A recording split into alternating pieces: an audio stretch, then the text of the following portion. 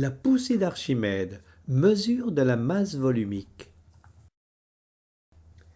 Avant de décrire cette mesure, il est utile de donner quelques informations préliminaires sur la masse volumique et la densité, sur la poussée d'Archimède, sur les poids et masses réels et apparents et sur le dynamomètre. La masse volumique et la densité. La masse volumique ρ est une grandeur physique. C'est le rapport entre la masse m d'un objet et son volume v. ρ égale m sur v. La masse volumique se mesure en kg par mètre cube. La masse volumique dépend de la température et de la pression.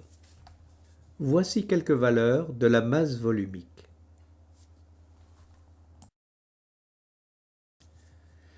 La densité D est le rapport entre la masse volumique d'un objet et la masse volumique de l'eau.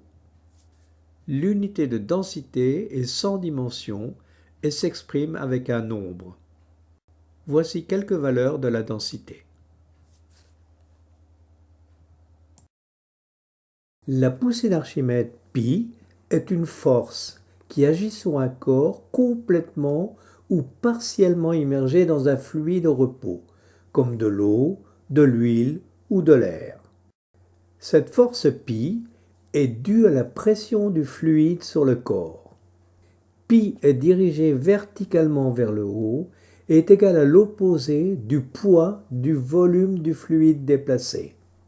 Considérons le cas d'un objet de volume V. Immergeons cet objet dans un récipient contenant un fluide jusqu'à un niveau initial. Selon sa masse m objet, on observe 3 cas. Premier cas, l'objet coule au fond du récipient. Le niveau du fluide monte jusqu'à son niveau final. On constate que le volume du fluide déplacé est égal au volume de l'objet immergé. Deuxième cas, l'objet flotte entre deux eaux. Comme dans le cas précédent, le volume du fluide déplacé est égal au volume de l'objet immergé. Troisième cas, l'objet flotte à la surface du fluide et seule une partie V' de l'objet est immergée. Le volume du fluide déplacé est plus faible que dans les deux cas précédents et il est égal au volume V' de la partie immergée de l'objet. Nous avons indiqué précédemment que la poussée d'Archimède est dirigée verticalement vers le haut et est égale à l'opposé du poids du volume du fluide déplacé. Dans le cas de la gravitation terrestre, le poids est relié à la masse par la relation P égale mg. G étant l'accélération de la pesanteur. C'est un vecteur dirigé verticalement vers le bas. Dans notre cas, le poids du volume du fluide déplacé est donc égal à la masse du volume du fluide déplacé multiplié par G. Si l'on considère la masse volumique ρ, qui est égale à la masse divisée par le volume, on obtient la masse du volume du fluide déplacé est égale à la masse volumique du fluide multipliée par le volume du fluide déplacé. On obtient finalement la poussée d'Archimède π est égale à moins la masse volumique du fluide multipliée par le volume du fluide déplacé multiplié par G. La poussée d'Archimède π et le poids du volume du fluide déplacé s'expriment en newton. La masse du volume du fluide déplacé s'exprime en kilogrammes et l'accélération de la pesanteur, petit g, est égale à 9,81 newtons par kilogramme. Pour le premier et le deuxième cas, le volume du fluide déplacé est égal au volume de l'objet immergé. On peut donc écrire que la poussée d'Archimède est égale à moins la masse volumique du fluide multiplié par le volume de l'objet multiplié par G. Lorsque l'objet flotte, dans le troisième cas, le volume du fluide déplacé est égal au volume V' de la partie de l'objet qui est immergée. La poussée d'Archimède correspondante est égale à moins la masse volumique du fluide multiplié par le volume V' de l'objet multiplié par G. On obtient donc deux formules pour la poussée d'Archimède, selon que l'objet est complètement immergé ou partiellement immergé. Ces formules montrent que la poussée d'Archimède ne dépend que de la masse volumique du fluide et du volume de l'objet entièrement ou partiellement immergé. La masse de l'objet n'intervient pas. Quel est le critère de flottabilité? L'objet de volume V et de masse M est soumis à deux forces. Son point, P égale masse de l'objet multiplié par G, dirigé verticalement vers le bas, et la poussée d'Archimède pi, dirigée verticalement vers le haut. L'objet coule si la norme du vecteur P est supérieure à la norme du vecteur pi. L'objet flotte entre deux eaux ou à la surface du fluide si les normes des vecteurs P et pi sont égales. Lorsque l'objet coule, on peut écrire que la masse de l'objet multipliée par G est supérieure à la masse volumique du fluide multipliée par le volume de l'objet multiplié par G.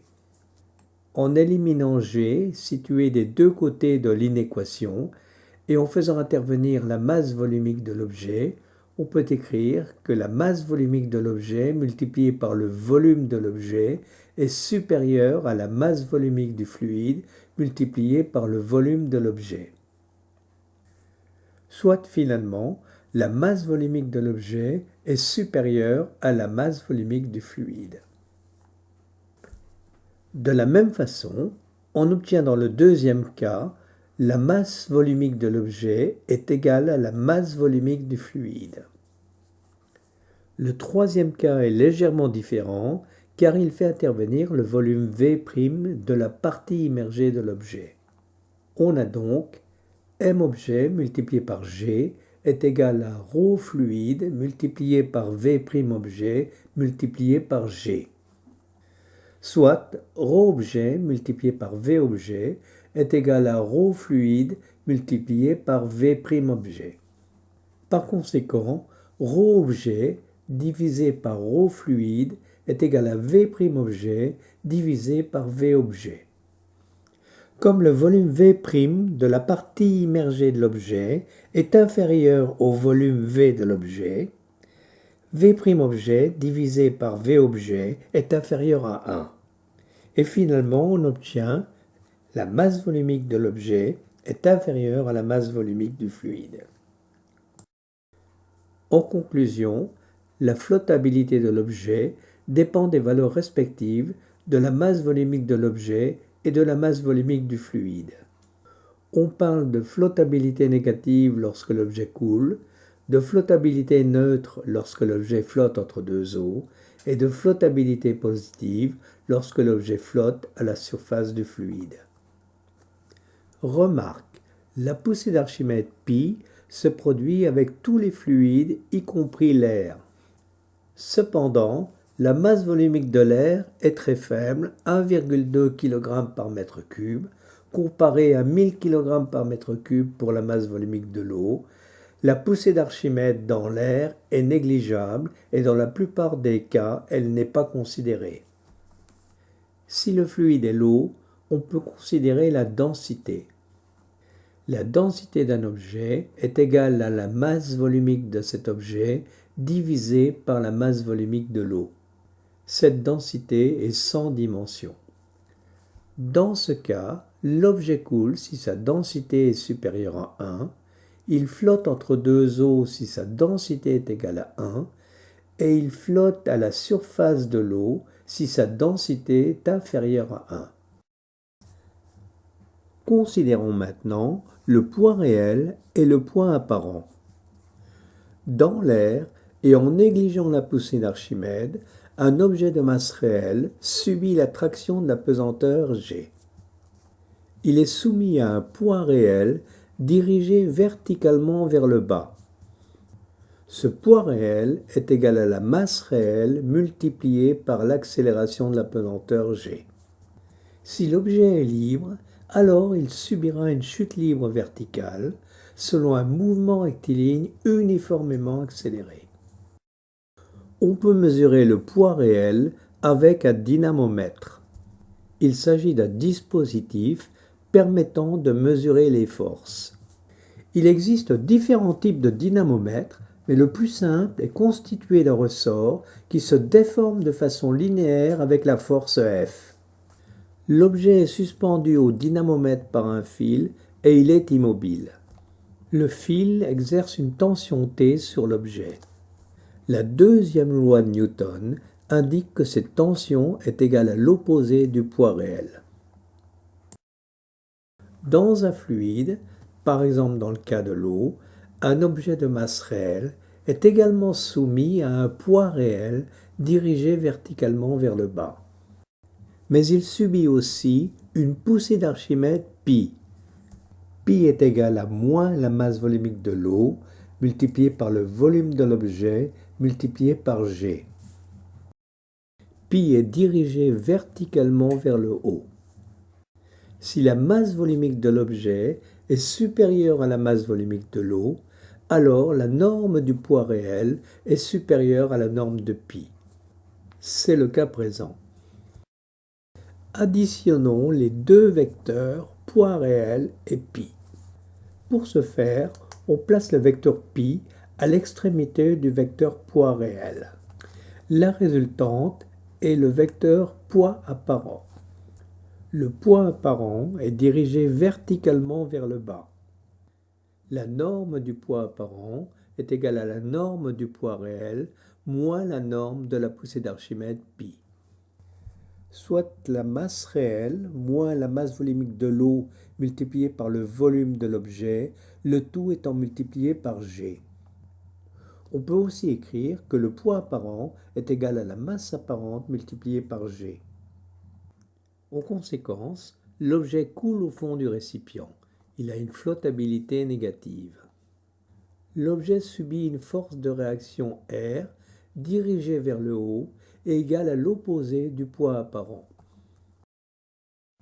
On peut mesurer le poids apparent en suspendant l'objet à un dynamomètre. Le fil soumet l'objet à une tension T égale à l'opposé du poids apparent. En conclusion, le poids réel est le poids d'un objet dans l'air. Il est égal à la masse réelle multipliée par g. Et le poids apparent est le poids du même objet dans l'eau ou dans un fluide quelconque. Ce poids apparent est égal à la masse apparente multipliée par g. Considérons maintenant la masse réelle et la masse apparente. La mesure d'une masse peut se faire à l'aide d'une balance à deux plateaux.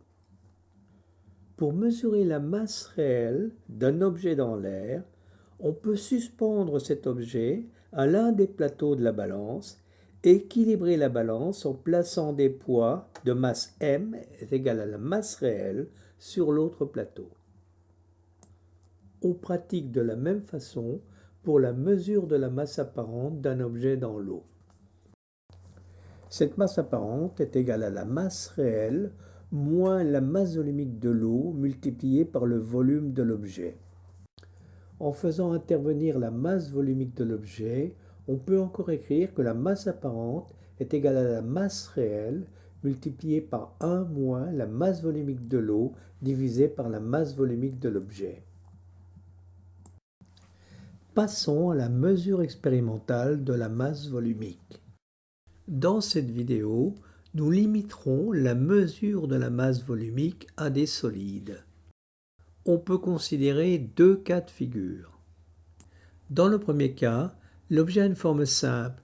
C'est un cube, une sphère, un parallépipède, dont on peut calculer facilement et précisément le volume V. Pour obtenir la masse volumique, il suffit donc de mesurer la masse m avec une balance et de diviser cette masse par le volume V. Ce cas ne sera pas considéré dans cette vidéo. Dans le second cas, l'objet a une forme complexe. Pour mesurer son volume, on utilise la solution découverte par Archimède qui consiste à plonger l'objet dans l'eau. Pour déterminer la masse volumique de cette façon, plusieurs variantes sont possibles. Nous en examinerons 4. et nous les appliquerons à un même objet en cuivre de masse m égale à 108,5 g. Première méthode, utilisation d'une éprouvette graduée. Le dispositif expérimental est très simple. Il est constitué d'une éprouvette graduée remplie d'eau jusqu'à un niveau initial. Pour l'état initial, l'objet en cuivre de masse m égale 108,5 g est suspendu dans l'air. On note le niveau initial de l'eau. Il correspond à un volume de 216 plus ou moins 1 cm3. L'objet est alors immergé dans l'éprouvette. Le niveau final de l'eau dans l'éprouvette a augmenté et correspond à un volume de 228 plus ou moins 1 cm3. Interprétation de ce résultat expérimental. La différence de volume d'eau dans l'éprouvette, ΔV, entre l'état final et l'état initial, correspond au volume de l'objet immergé. Elle est égale à 12 plus ou moins 1 cm3, soit 12-10-5 m3. La masse de l'objet étant de 0,1085 kg, on obtient une masse volumique de 9040 plus ou moins 700 kg par mètre cube.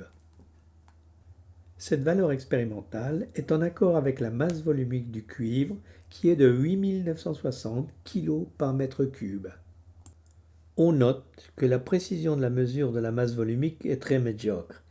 Elle est liée à la faible précision sur la mesure des volumes. Pour augmenter la précision, il faudrait considérer un objet ayant un volume beaucoup plus grand. Deuxième méthode, utilisation d'un récipient à débordement. Le dispositif expérimental comporte un récipient à débordement qui permet, lorsqu'il est rempli d'eau, de fixer le niveau de l'eau. Un second récipient gradué permet de récupérer l'eau en cas de débordement du premier récipient. Dans l'état initial, l'objet en cuivre est suspendu dans l'air. Il est alors immergé dans le récipient à débordement. Comme le volume d'eau dans le récipient à débordement est fixe, le volume d'eau déplacé par l'objet immergé se déverse dans le second récipient. On note ainsi un volume de 12 plus ou moins 1 cm3. Ce volume correspond au volume de l'objet immergé. Pour améliorer la précision, on peut peser le volume d'eau déplacé et réaliser plusieurs expériences. On obtient ainsi un volume moyen de l'objet de 12,2 plus ou moins 0,1 cm3. L'interprétation est identique à celle du cas précédent puisque l'on connaît la masse et le volume. Elle conduit à une masse volumique ρ de 8890 plus ou moins 70 kg par mètre cube. Cette valeur est très proche de la masse volumique du cuivre. En outre, elle est beaucoup plus précise que la valeur obtenue dans le cas précédent. Cette amélioration est liée à la meilleure précision sur la mesure du volume de l'objet immergé. Troisième méthode, utilisation d'un dynamomètre. Le dispositif expérimental est constitué d'un dynamomètre et d'un récipient rempli d'eau. L'objet, en cuivre, de masse m égale 108,5 g, est suspendu au dynamomètre. Dans l'état initial, l'objet est suspendu dans l'air. Le dynamomètre indique donc son poids réel. Une vue agrandie du dynamomètre indique un poids réel de 1,075 plus ou moins 0,005 newton. L'objet est ensuite immergé dans l'eau.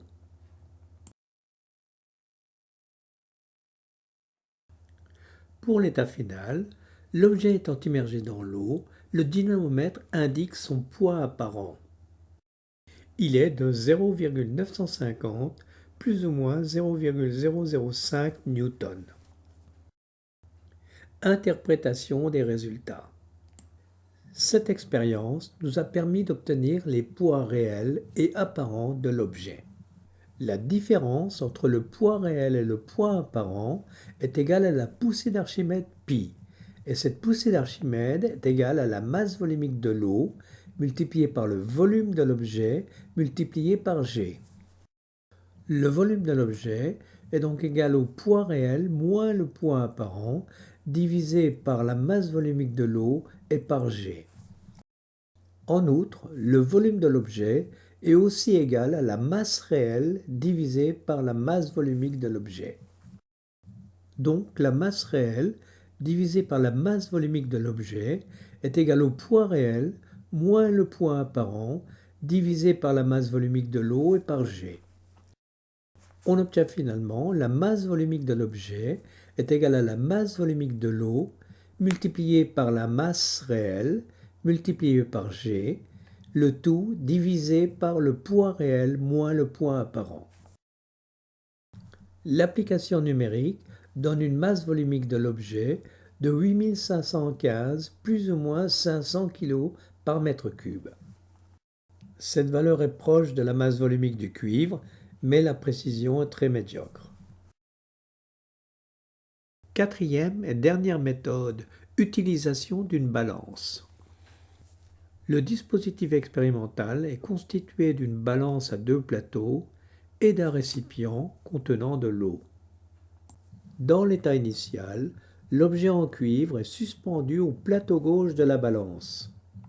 Il se trouve dans l'air et est donc soumis à son poids réel égal à la masse réelle multipliée par g. Tout se passe comme si sa masse réelle se trouvait sur le plateau gauche de la balance. Pour équilibrer la balance, il faut donc placer des poids de masse m égale à la masse réelle sur le plateau droit de la balance. La masse réelle de l'objet en cuivre étant de 108,5 g, il faut donc placer des poids de masse m égale 108,5 g sur le plateau droit de la balance. La balance est ensuite abaissée de façon à ce que l'objet soit immergé dans le récipient. Sous l'action de la poussée d'Archimède, la balance est déséquilibrée. L'objet se trouve maintenant dans l'eau et il est donc soumis à son poids apparent égal à la masse apparente multipliée par g. Tout se passe comme si sa masse apparente se trouvait sur le plateau gauche de la balance. Cette masse apparente étant inférieure à la masse réelle qui se trouve sur le plateau droit de la balance est donc déséquilibrée. Pour rééquilibrer la balance, il faut diminuer la masse des poids situés sur le plateau droit de la balance. L'équilibre est obtenu lorsque la masse des poids est égale à la masse apparente. Expérimentalement, l'équilibre est obtenu lorsque la masse des poids est égale à 96,5 plus ou moins 0,5 g. Interprétation des résultats. Cette expérience donne une masse réelle de 108,5 g et une masse apparente de 96,5 plus ou moins 0,5 g. La masse réelle moins la masse apparente est égale à la masse volumique de l'eau multipliée par le volume de l'objet. Le volume de l'objet est donc égal à la masse réelle moins la masse apparente divisé par la masse volumique de l'eau. Mais le volume de l'objet est aussi égal à la masse réelle divisée par la masse volumique de l'objet. Donc, la masse réelle divisée par la masse volumique de l'objet est égale à la masse réelle moins la masse apparente divisée par la masse volumique de l'eau. Et finalement, la masse volumique de l'objet est égale à la masse volumique de l'eau multipliée par la masse réelle divisée par la masse réelle moins la masse apparente. L'application numérique conduit à une masse volumique de l'objet de 9040 plus ou moins 500 kg par mètre cube. Cette valeur est en accord avec la masse volumique du cuivre, mais elle est peu précise. Ce tableau récapitule l'ensemble des résultats expérimentaux obtenus. La méthode 2 donne les meilleurs résultats. On constate que la précision des mesures est médiocre, voire très médiocre. Si l'on peut mesurer de façon très précise la masse d'un objet avec une balance, la mesure de son volume est beaucoup plus délicate. On pourrait améliorer la précision en utilisant des objets ayant un grand volume. Il faut donc réserver ces méthodes à la mesure de la masse volumique d'objets ayant des formes complexes et qui ne peuvent pas être modifiées. En conclusion, nous avons présenté 4 méthodes qui permettent de mesurer la masse volumique d'un objet solide de forme quelconque. Toutes ces méthodes consistent à plonger l'objet dans l'eau afin de mesurer son volume, selon l'idée proposée par Archimède. C'est d'ailleurs grâce à cette idée qu'Archimède a démontré que la couronne du roi Hiéron II n'était pas constituée d'or pur, mais contenait une part significative d'argent. Une précédente vidéo YouTube, intitulée Archimède et la couronne d'or frelatée du roi Hiéron II, est consacrée à ce sujet.